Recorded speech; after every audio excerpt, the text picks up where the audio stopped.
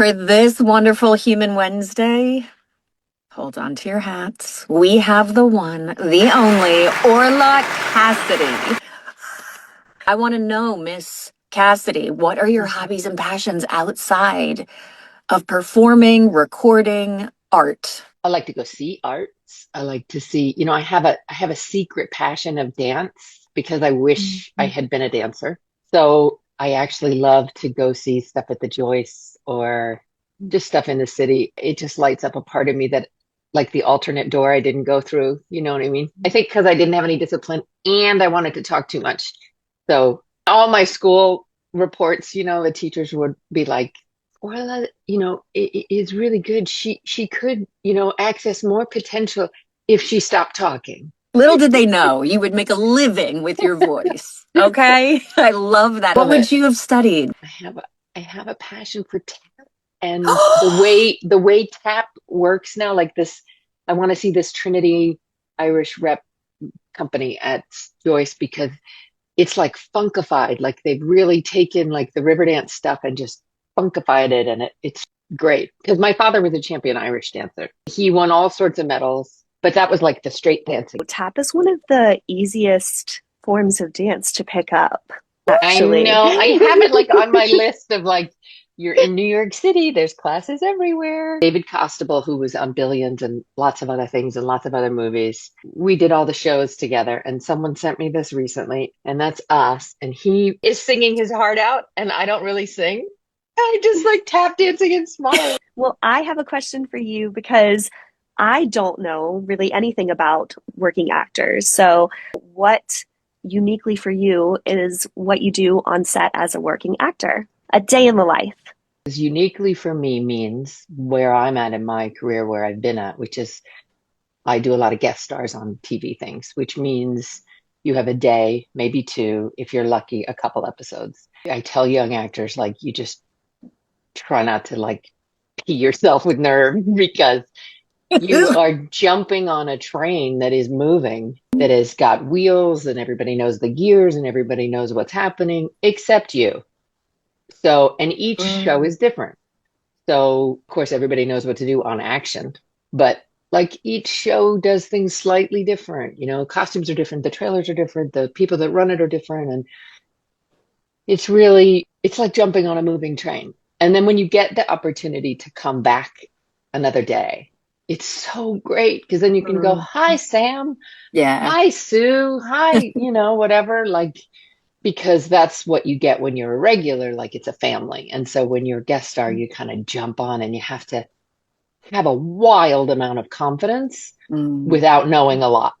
Great way to describe it, Orla. That's what I think I would want more of myself, and to tell any other actor is like, no one is going to give you permission as the guest star or the, lesser role to have that confidence.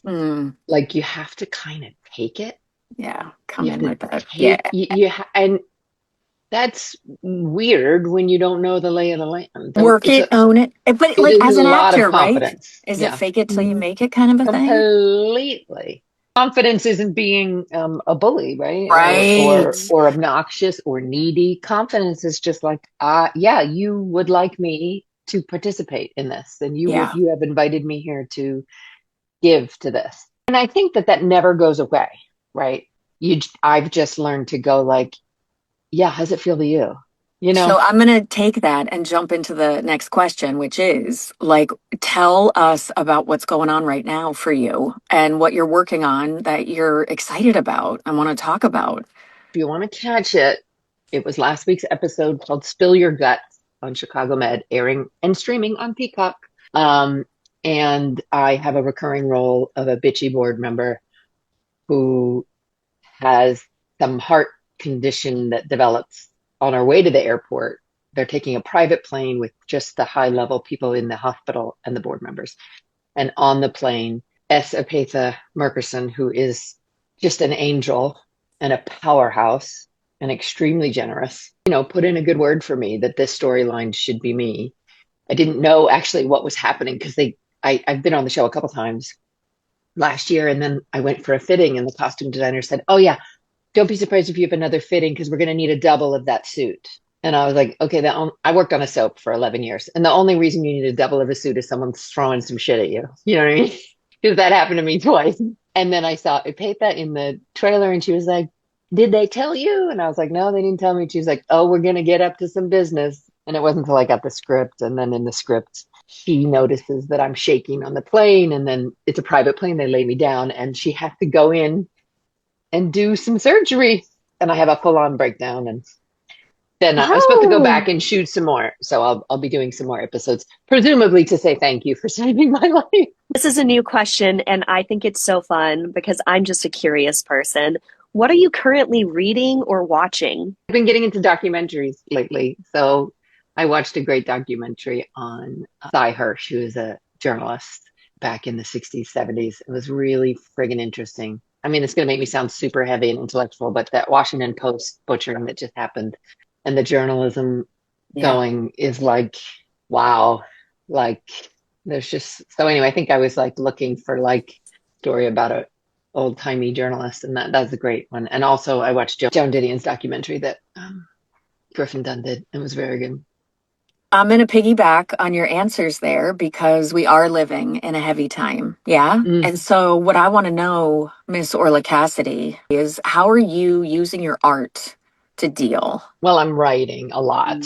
I wrote a solo play with a friend, Kate Lardner, that I performed in 2023. And that was about my family.